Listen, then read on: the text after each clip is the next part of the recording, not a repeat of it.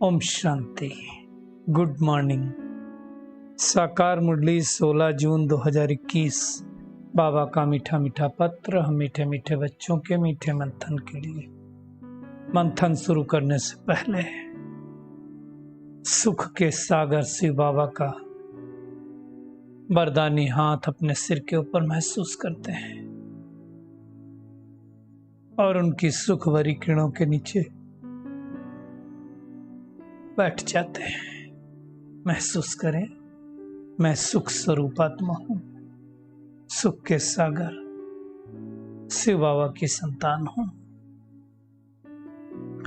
आज मीठे बाबा ने कहा, मीठे बच्चे, तुम्हारे पास अविनाशी ज्ञान रत्नों का अथाह खजाना है।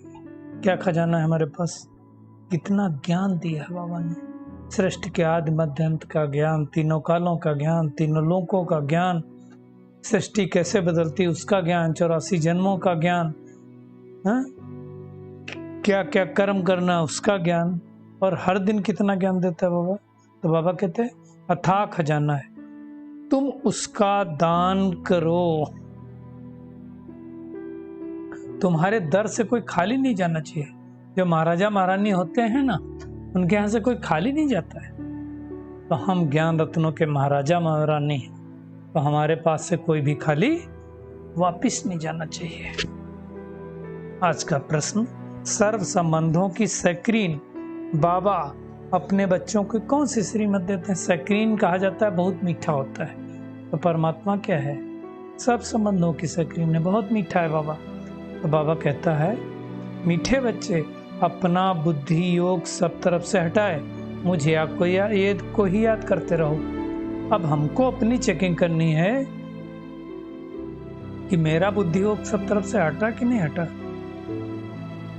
दुनिया में कोई भी वस्तु, मित्र, संबंधी याद ना आए, क्योंकि इस समय सब दुख देने वाले हैं। एक्चुअली देखिए, बाबा कितनी सूक्ष्म बात बताते हैं। हम जिस किसी को याद करते हैं उसकी स्थिति मन की कैसी है। मन की स्थिति ठीक नहीं तो हमको दुख ही मिलने वाला है, नकारात्मकता ही मिलने वाली। इसलिए बाबा बार बार बोलता है कि तुमको किसी को याद ना आए, विश्व का मालिक बनना है तो जरूर 63 जन्मों का हिसाब किताब चुकतू करने की मेहनत करनी पड़ेगी। हम सब ने वो 63 जन्मों का विकर्म नष्ट करने की भट्टी की थी ना, मुझे लगता है वापस एक बार करनी पड़ेगी। तो क्या है, हमको विकर्म नष्ट करने हैं, सब कुछ भूल अशरीरी बनो, तब हिसाब किताब चुकता होगा। पहला पार्ट अशरीरी आत्मा हो, वही पक्का करना है, और वही लास्ट पार्ट भी है। तो बाबा कहते हैं, मैं सर्व संबंधों की स्क्रीन हूं। एक बार परमात्मा से संबंध जोड़ के तो देखो, आपको कितना मजा आता है। हर संबंध बाबा के साथ जोड़। बाप दादा पूछते हैं, किसकी याद में बैठे हो भाई? तो क्या कहेंगे? शिव बाबा की। बाबा कहते हैं, बुलंद आवाज में कहना चाहिए, हम शिव बाबा की याद में बैठते हैं। हम आत्माओं का कनेक्शन किससे है? शिव बाबा से। हम शिव बाबा के बनते हैं ब्रह्मा बाबा द्वारा, लेकिन बाबा कहते हैं ब्रह्मा बाबा को नहीं याद करना, हो तो बीच में बाबा ने नाम दिया दलाल, मतलब जिन्होंने शिव बाबा से मिलवाया उनको नहीं याद करना है। लेन देन का हिसाब किससे? शिव बाबा से रखना है ना, क्योंकि जो इन्होंने मिलवाया वो खुद ही कहते हैं मेरा सारा कुछ शिव बाबा का है ना। तो एक तो निश्चय रखना है कि मैं आत्मा हूं, पहला निश्चय। दूसरा निश्चय, वो परमात्मा है, उनसे हम वर्षा ले रहे हैं। ये निश्चय बहुत आवश्यक है।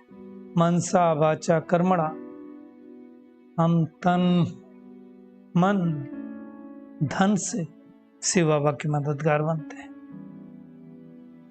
ये सब कुछ शिव बाबा को अर्पण किया हुआ है। चेक करें, मैंने अर्पण किया है, तब बाबा हमको डायरेक्शन देते हैं कि ऐसे ऐसे करो, और जैसे जैसे परमात्मा कहने के लिए कहता है उसको श्रीमत कहा जाता है ना। ये श्रीमत कौन देता है? शिव बाबा ब्रह्म तन से देते हैं।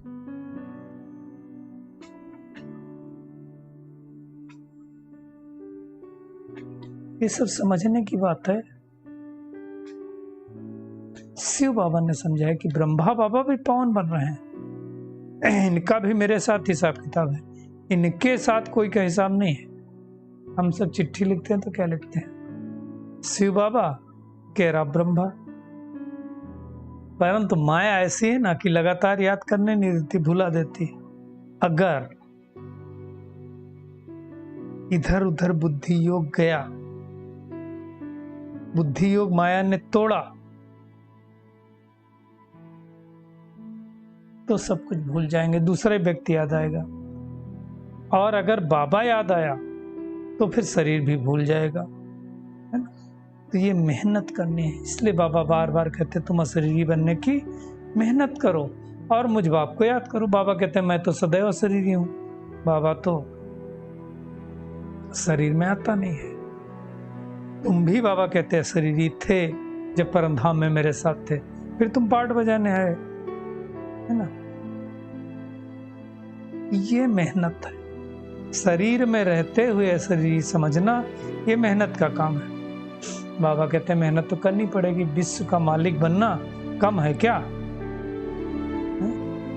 मनुष्य ही तो विश्व के मालिक बनते हैं, देवताएं भी कौन है, हमारे जैसे ही तो दिखते हैं मनुष्य, लेकिन फर्क क्या है, उनके अंदर दैवी गुण है इसलिए देवता कहा जाता है। हम मन के वशीभूत हैं इसलिए मनुष्य कहा जाता है। लक्ष्मी नारायण थे, उनके भी बच्चे मालिक थे, हैं? वो उनको ही माता पिता बोलेंगे ना, पर दुनिया वाले समझते नहीं है, तो लक्ष्मी नारायण को गा देते हैं, तुम माता पिता हम बालक तेरे। वो सारी दुनिया के माता पिता नहीं हो, अपने बच्चों के माता पिता हैं। ये बातें बाबा को छोड़ के कौन समझा सकता। दुनिया में मामा काका चाचा,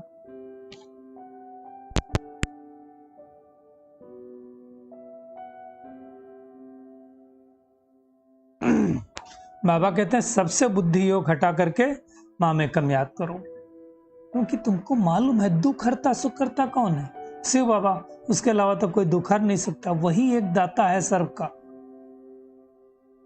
तो बुद्धि योग लगा करके उनको याद करना है। करते भी थे ना, हमने पूजा पहले पहले किसके आरंभ की, शिव बाबा की। उसको भक्ति कहा जाता, लेकिन वो भक्ति सतो प्रधान थी। फिर दूसरे सबकी पूजा करने चालू किया, खुद की पूजा करने चालू किया, है ना। आप ही पूजा, आप ही पुजारी बने, तो भक्ति भी सतो प्रधान नहीं रही, सतो हो गई। फिर सतो रजो से तमो हो जाती। प्रकृति की पूजा करना क्या है, तमो प्रधान भक्ति। तो बाबा कहते हैं मैं कल्प आकर के तुमको पढ़ाता हूँ और देवी देवता धर्म की स्थापना करता हूँ, राजयोग सिखलाता हूँ। गड़बड़ क्या हुई, भूल से गीता में श्री कृष्ण भगवान वाक्य लिख दिया। अब श्री कृष्ण तो बच्चा है, फिर उससे भी ज्यादा परमात्मा सर्वव्यापी है, ये सब गड़बड़ हो गया। भगवान की महिमा तो अपरम अपार है, गतिमति न्यारी है, सब गाते हैं, तो सर्वव्यापी कैसे हो सकता है। ये सब बातें बाबा ही हमको समझाते हैं। इस समय सारे लोग रावण की जेल में हैं, इधर उधर भक्ति में बाबा कहते कितना भटकते हैं। यहाँ भटकने की कोई जरूरत नहीं है ना, बाबा को याद करो, बाबा की मुरली सुनो, पॉइंट सुन करके बुद्धि में धारण करना है। बाबा ने कहा पढ़ाई रेगुलर करनी है, बहुत इंपॉर्टेंट। अगर कोई कारण से सवेरे नहीं आ सकते तो दोपहर को आ जाना चाहिए। ये तब की बात है जब सेंटरों पर ही मुरली मिलती थी, किसी के पास नहीं मिलती थी। आज कोई है ही नहीं जिसको मुरली न मिलती हो, कोई है नहीं जो ऑनलाइन नहीं सुन सकता हो। तो ये हम बहाना नहीं दे सकते कि सवेरे टाइम नहीं है। तो सवेरे 7 बजे से 8 बजे तक सबको मुरली सुनना चाहिए। नहीं सेंटर जा सकते हो, पहली बात तो सेंटर जाना चाहिए, नहीं जा सकते हो तो ऑनलाइन सुनो, लेकिन सुनना जरूर है। बाबा कहते सारा दिन पढ़ा है, बच्चियां जो बहनें समर्पित हैं सारा दिन इसी सेवा पर तो हैं, तो तुम कभी भी जा करके उनसे कुछ चाहिए तो पूछ सकते हो। बाबा कहते हैं पहले पहले सबको बताना है कि तुमको 2 बाप है ना, एक लौकिक बाप, दूसरा पारलौकिक बाप। और वो पारलौकिक बाप शिव बाबा हैं, वो कहते हैं तुम माँ में कम याद करो यानी मुझे याद करो। सब कुछ जाने वाला है, मौत सामने खड़ा है, भले लखपति करोड़पति हैं, सब कुछ जाएगा, तो क्यों न स्वार्थ कर लें। बाबा कहते हैं पैसे हैं तो तुम भले यूनिवर्सिटी खोलो, गीता पाठशाला खोलो, बोर्ड पर लगा दो कि कैसे सुख शांति स्वर्ग का वर्षा पाना है, आ जाओ तो हम बताएं, तो अनेकों को रास्ता मिलेगा, बहुत सारे लोगों का कल्याण हो जाएगा। बाबा कहते हैं यहाँ रहते तो बहुत नशा चढ़ता है, बाहर जाते हैं तो फिर सोडा वाटर हो जाता है। भगवान हमारी अविनाशी ज्ञान रत्नों से झोली भर रहे हैं, परंतु नंबर वार है, कोई पूरा भर रहा है, कोई कम, जिसकी तकदीर में होगा वो पूरा भरेगा।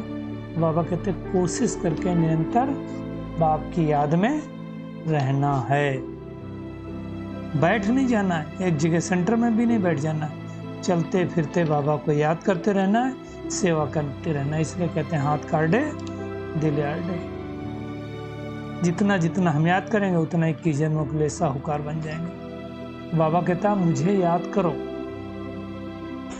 तो तुम्हारी आत्मा सतो प्रधान बन जाएगी और तुम स्वर्ग के मालिक बन जाएंगे। तुम्हारे जैसा कोई धनवान नहीं होता है सृष्टि पर। शास्त्रों में तो जाने क्या क्या लिख दी गई, राम की सीता चुराई गई, बंदरों की सेना ली, है ना, ये सब बातें लिखी है। एक्चुअली ऐसा होता नहीं। बाबा कहते तुम खुद ही बंदर मिसल बन जाते हो, तो मैं आकर के तुमको फिर से श्रेष्ठ बनाता हूं, है ना। ये बातें बाबा को छोड़ करके कोई थोड़ी समझा सकता है, इसलिए कहा गया बंदरों की सेना ली, है ना।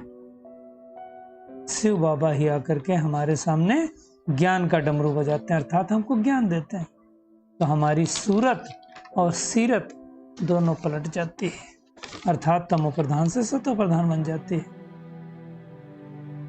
बाबा हमें ज्ञान चिता पर बिठाए, सूरत और सीरत पलटा करके सांवरा से गोरा बनाते हैं, यानी पतित से पावन बनाते हैं। कितना नशा चढ़ाते हैं, ये नशा हमेशा कायम रहना चाहिए। तो आज सारा दिन क्या करना है, एक तो जितना भी हमारे पास अविनाशी ज्ञान रत्नों का धन है, खजाना है, वो दूसरों को देते जाना है ना।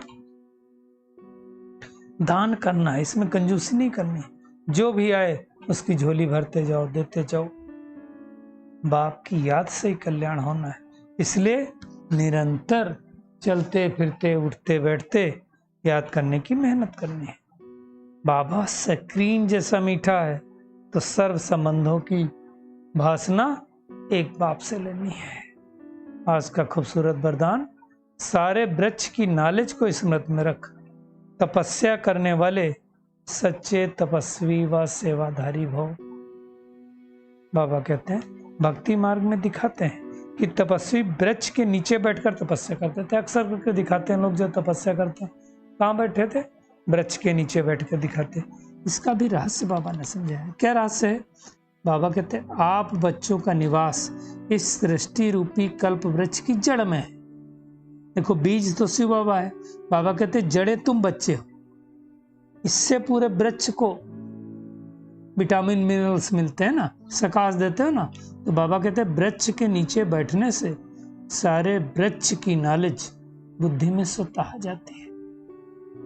तो सारे वृक्ष की नॉलेज स्मृति में रख, साक्षी होकर इस वृक्ष को देखो, डिटैच होकर के, तो ये नशा खुशी दिलाएगा और इससे बैटरी भी क्या होगी, चार्ज हो जाएगी। कल्प वृक्ष की जड़ में जैसे नहीं बैठ करके तपस्या करते, तो वैसे करना है। फिर सेवा करते भी तपस्या साथ साथ हो जाएगी। तो ऐसा श्रेष्ठ पुरुषार्थ हमको करना है। स्लोगन है, तन की बीमारी कोई बड़ी बात नहीं है, लेकिन मन कभी बीमार नहीं होना चाहिए। इसी मेहनत करनी है। तो चलिए परमात्मा किरणों के नीचे बैठ जाते हैं और महसूस करें, मैं पद्मा पदम भाग्यशाली आत्मा हूं। इस पुरुषोत्तम संगम युग पर ही परमात्मा हमें श्रीमत देते हैं, ज्ञान का, गुणों का, शक्तियों का खजाना देते हैं। जो भी हमें खजाने मिले हैं, उन खजानों को न केवल अपने प्रति यूज करना है, अपितु अनेक आत्माओं के खजाने बांटते जाना है। ज्ञान रत्नों के खजानों को धारण कर खुद भी साहूकार बनना है और दूसरों की भी झोली भरते जाना है। जितना हो सके निरंतर याद करने की मेहनत करनी है। चलते फिरते उठते बैठते बाबा को याद करना है। सारे वृक्ष की नॉलेज बाबा ने हमको दे दी, इसलिए इस वृक्ष की मैं जड़ हूं। पूरे वृक्ष को सिंचित कर रही हूं। उसकी जड़ में तपस्या बैठकर करना है और पूरे कल्प वृक्ष को सकाश देना है। इससे हमारी बैटरी चार्ज हो जाएगी। तन की भले कोई बीमारी आ जाए कोई बड़ी बात नहीं है, लेकिन मन बीमार नहीं होना चाहिए। तो मन को बहुत शक्तिशाली बनाना है और उसके लिए प्यारे बाबा को याद करते रहना है। शुक्रिया मीठे प्यारे बाप दादा इस मंथन के लिए। शुक्रिया आप सभी का। ओम शांति।